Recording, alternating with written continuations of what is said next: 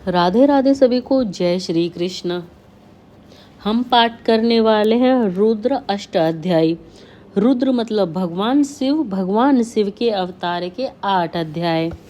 इसमें हम पहला अध्याय, दूसरा अध्याय, जिस हिसाब से अध्याय बड़े और छोटे होंगे उस हिसाब से इसे कवर करेंगे। जैसे कि मैंने देखा है पहला और दूसरा अध्याय छोटे हैं तो एक दिन में हम 2 अध्याय का पाठ करेंगे और फिर आगे जिस हिसाब से अध्याय होंगे उस हिसाब से पाठ करेंगे। अथा रुद्र अष्टाध्याय।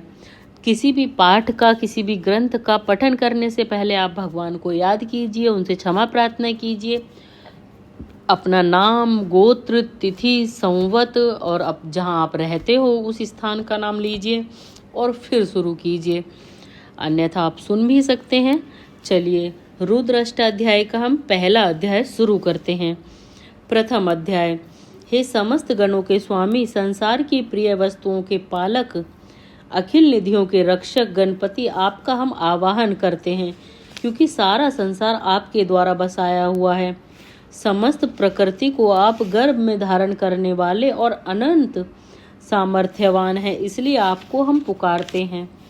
हे परमेश्वर, हम गायत्री, त्रिष्टुप, जगती, अनुष्टुप, बृहति, उष्णिहा, कुकुप छंदों की स्मृति द्वारा अपनी सुख शांति के लिए आपको पुकारते हैं। विशेष वैदिक छंदों से युक्त 2 पदों और 4 पदों वाली तथा 3 पदों और 6 पदों वाली स्तुतियों से आपको पुकारते हैं, जिससे हमारे समस्त दुरितों का शमन हो। विषयों से परांगमुख मन और आत्मा के अधीन होकर पंच ज्ञानेंद्रियां प्रभु की प्रशंसा युक्त स्तुतियां गा रही हैं। जिस प्रकार रथ हाँकने वाला घोड़ों की लगाम को नियंत्रित कर रथ को सही दिशा में ले जाता है, उसी प्रकार आत्मा रूपी रथी इस शरीर रूपी रथ पर मन रूपी लगाम को पकड़कर आधीन कर प्रभु की स्तुति में लगा रहा है। जैसा कि पूर्व पुरुषों ने भी इस मार्ग का अनुसरण कर ऐहिक और लौकिक लाभ प्राप्त किया है। हे प्रभु, जो मेरा मन जागृत अवस्था में अत्यंत दूर चला जाता है, वह इंद्रियों को प्रकाश होने से सोते हुए भी अत्यंत दूरस्थ देशों को प्राप्त कर लेता है। वह ज्योतियों का एकमात्र ज्योति वाला मेरा मन कल्याणकारी संकल्प वाला होवे।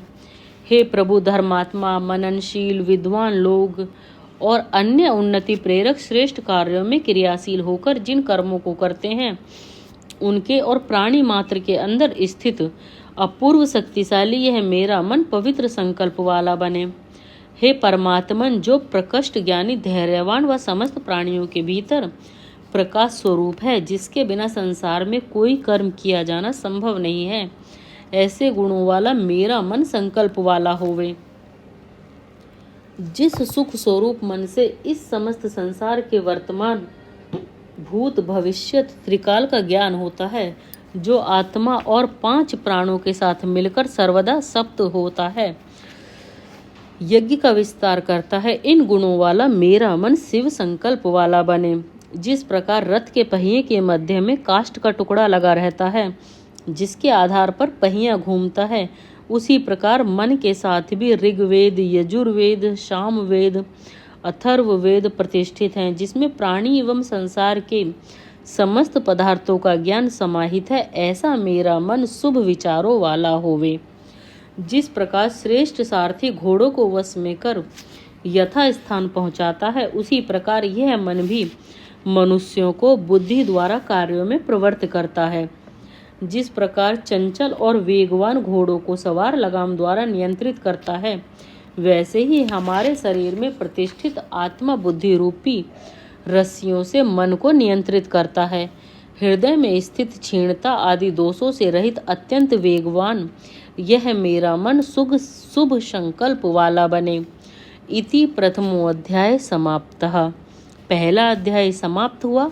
चलिए दूसरा अध्याय का पाठ करते हैं। अथा द्वितीयो अध्याय।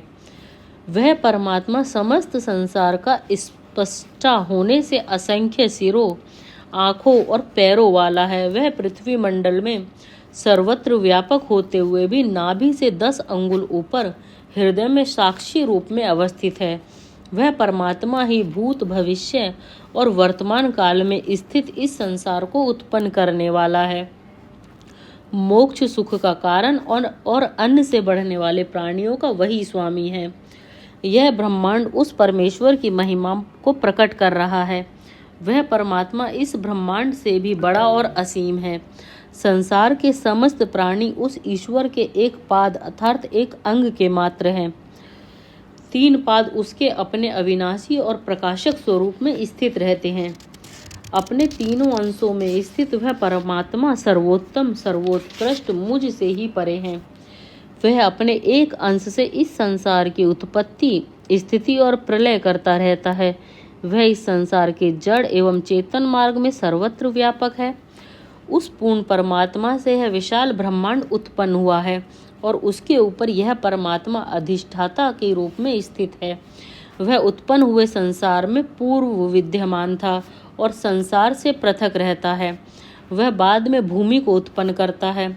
सबसे आहनीय और पूजनीय उस परमात्मा ने दधी, घी आदि भोग पदार्थ पैदा किए हैं। उसी परमात्मा ने जंगल में सिंह और गांव में गाय आदि पशु और वायु में उड़ने वाले पक्षी उत्पन्न किए हैं। सबसे आहनीय और पूजनीय उस यज्ञ पुरुष परमात्मा से ऋग्वेद, यजुर्वेद, सामवेद और अथर्ववेद उत्पन्न हुए हैं।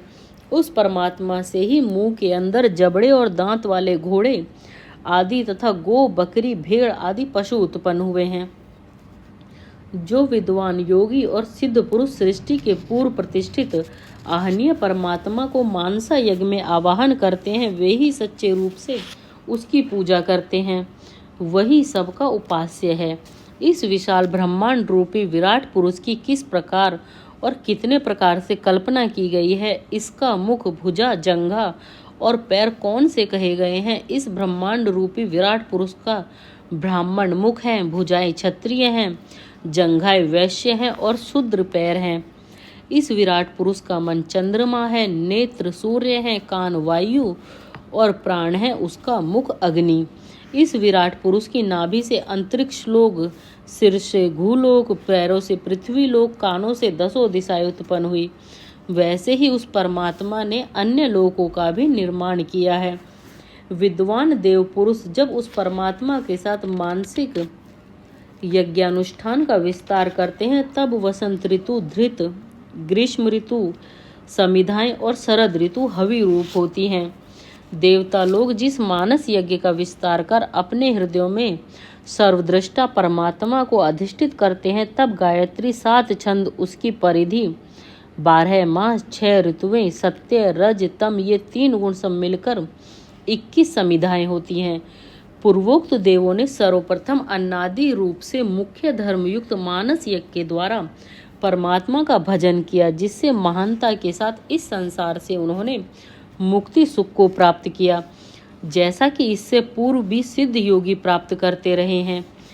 जिस पृथ्वी, सूर्य आदि के रस से पुष्ट यह जगत बनता है, इस जगत को सूक्ष्म और नियम से चलाने वाला वह ईश्वर है, जिसको सर्वप्रथम उत्कृष्ट कर्म करने वाला प्राप्त कर सकता है। साक्षात कृत धर्मा ऋषि कहते हैं कि मैं उस महान पुरुष रूप परमेश्वर के स्वरूप को जानता हूँ, जो अविद्या व अंधकार से रहित है और सूर्य के समान अत्यंत तेजोमय है। इन लक्षणों वाले परमेश्वर के स्वरूप को जानकर ही संसार के मृत्यु आदि बंधन से छूटकर मोक्ष सुख को प्राप्त कर सकता है। मुक्ति को प्राप्त करने के लिए अन्य कोई मार्ग इसके अतिरिक्त नहीं है। वह परमात्मा अजन्मा होते हुए भी स्थावर, जंगम, समस्त संसार में सर्वव्यापक होने से गतिशील है। विद्वान व ज्ञानी लोग अनेक प्रकार से जानते हैं और उसके स्वरूप को संसार में देखते हैं।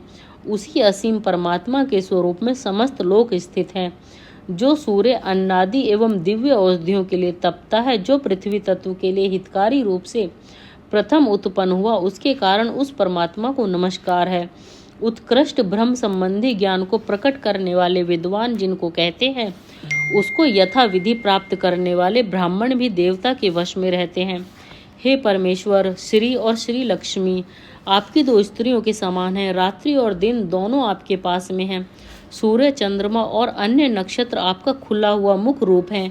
आप हमारे इच्छित सुखों को हमें प्राप्त कराइए। इति द्वितीय अध्याय समाप्तः। दूसरा अध्याय समाप्त हुआ।